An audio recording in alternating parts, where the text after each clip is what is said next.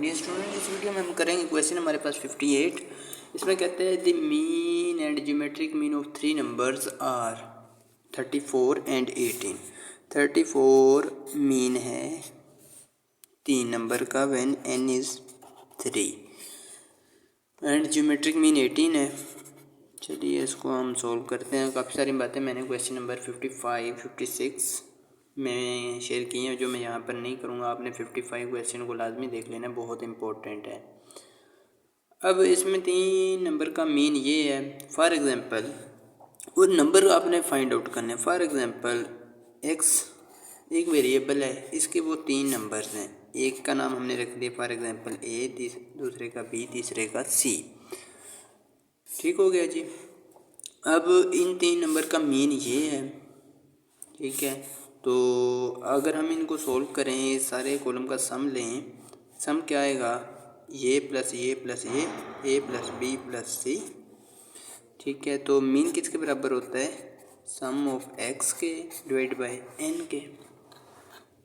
यहाँ तक क्लियर है ना। अब एक्स बार क्या है, एक्स बार क्या है 34 है। सिग्मा एक्स क्या है, यानी कि सम ऑफ एक्स की वैल्यूज़ का क्या है, ए प्लस बी प्लस सी है। डिवाइड बाय एन क्या है, कितनी वैल्यूज़ हैं, ये 3 है, उसने भी खुद कहा 3 है। यहाँ तक क्लियर है ना। उसके बाद अब 3 इधर डिवाइड हो रहा है, इधर जाएगा तो मल्टीप्लाई हो जाएगा 34 के साथ। 34 मल्टीप्लाई बाय 3, ये ए प्लस बी प्लस सी इधर रहेगा। 34 को 3 से मैं मल्टीप्लाई करता हूँ,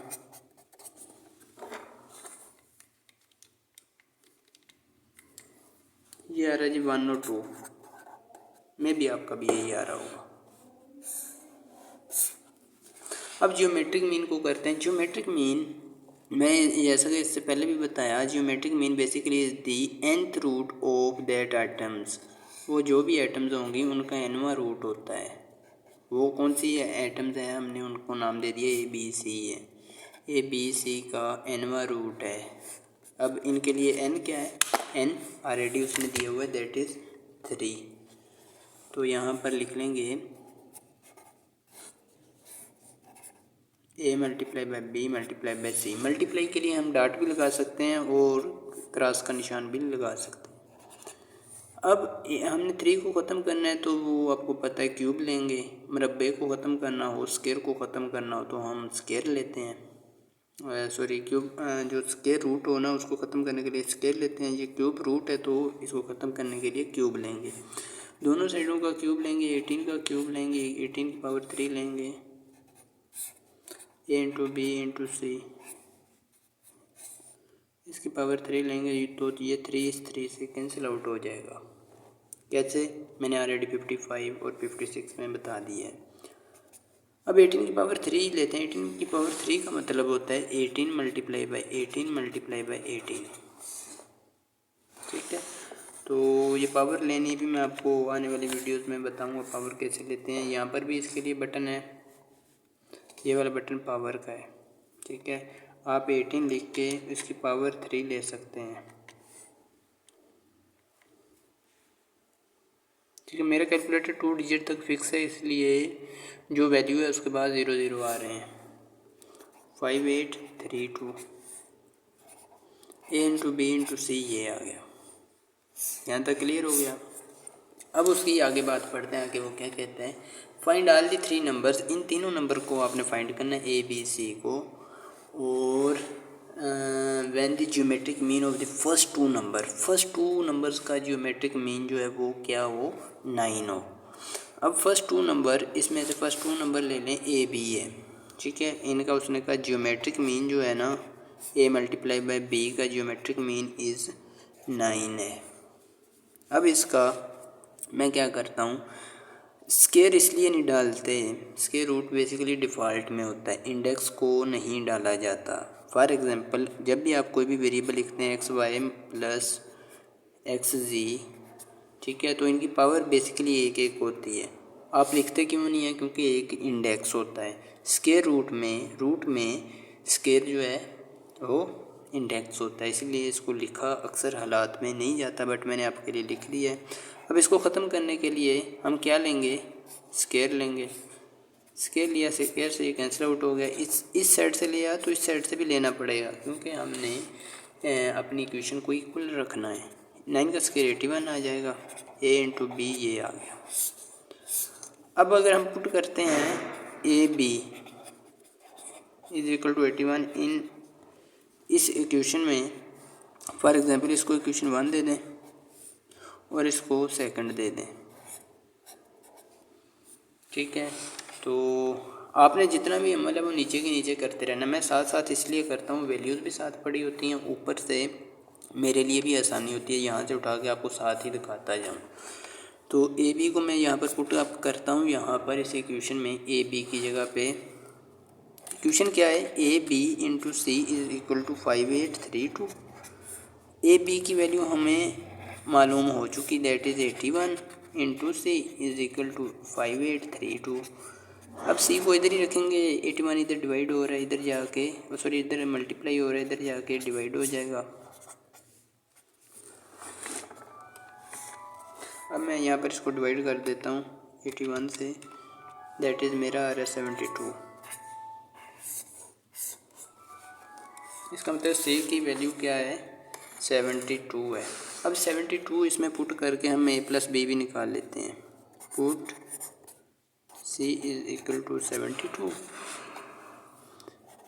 इन equation 1, A plus B plus C है ना, सी की वैल्यू पुट कर देंगे 72 है, ये 1 और 2 ही रहेगा। मैं इस इक्वेशन को यहाँ पर लिख रहा हूँ, ठीक है। ए प्लस बी को इधर ही रखते हैं, 72 इधर प्लस हो रहा है, इधर आएगा तो माइनस हो जाएगा। जब माइनस होगा तो इसको माइनस करके देख लेता हूँ मैं, 1 और 2 माइनस 72 दैट इज़ 30 आ रहा है। ए प्लस बी क्या आ गया, 30 आ गया। अब मैं वही फार्मूला यूज़ करूँगा जो मैंने इससे पहले 57 और 56 में यूज़ किया था। वैसे इसको सोल्व करने के दो तरीके हैं, मैंने दोनों तरीके क्वेश्चन नंबर 55 में ऑलरेडी बता दिए हैं, तो इसको मैं यहाँ पर सोल्व कर लेता हूँ। अब आपने एक फार्मूला पढ़ा हुआ क्लास 7 एंड 8 में, a minus B square is equal to होता है a plus B square minus 4ab, ठीक है, आपने ये ऑलरेडी पढ़ा होगा। अब a माइनस बी इधर ही रहेगा, a प्लस बी की वैल्यू है ऑलरेडी जो कि 30 है, 30 का स्केयर लेंगे माइनस 4, ए बी की वैल्यू है हमारे पास जी, यहाँ पर है 81 है, 30 का स्केयर लेंगे 900 आ जाएगा। 4 को 81 से मैं मल्टीप्लाई करके देख लेता हूँ, जो कि आ रहा है 324। ए माइनस बी आ गया जी आपका, 900 में से 324 को माइनस कर देता हूँ तो ये मेरा आ रहा है 576। अब ए माइनस बी का स्केयर है, ठीक है, मुझे इसको सिंपल करना पड़ेगा।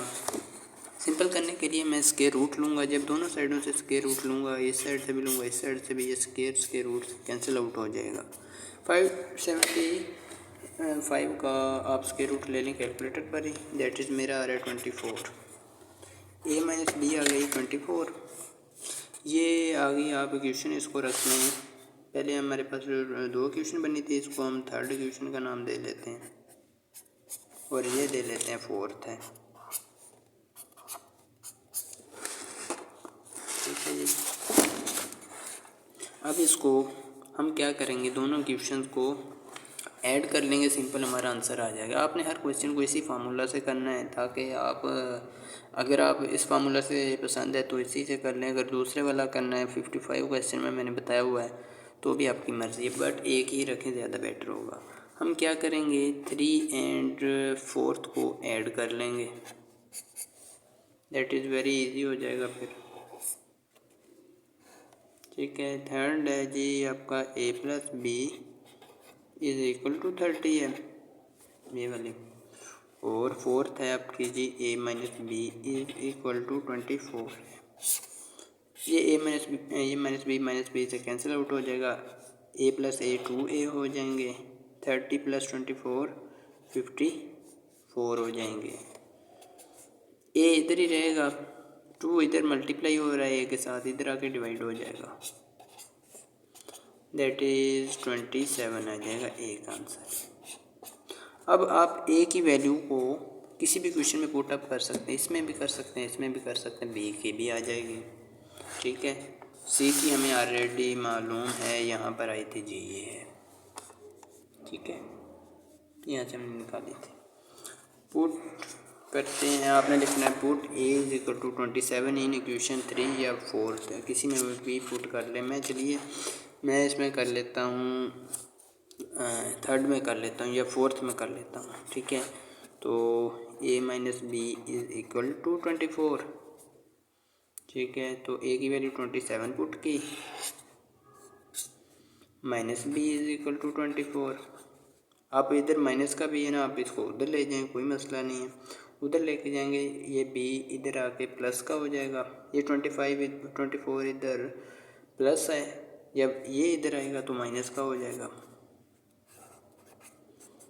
27 में से 24 माइनस कर दें, दैट इज़ 3, आपकी आंसर आ गया 3।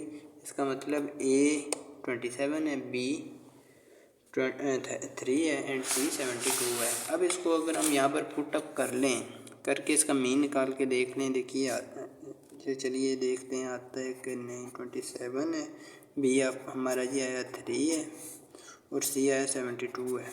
इसको इन जनरल वैसे मैं कर रहा हूँ, करना नहीं चाहिए, लेकिन आप अपने प्रूफ के लिए इसको ऐड करके 3 पे डिवाइड करके देख लें, मीन इसका आता है 34 कि नहीं। मैं इनको ऐड करता हूँ, 27 प्लस 3 प्लस 72, ये आ गया जी 102।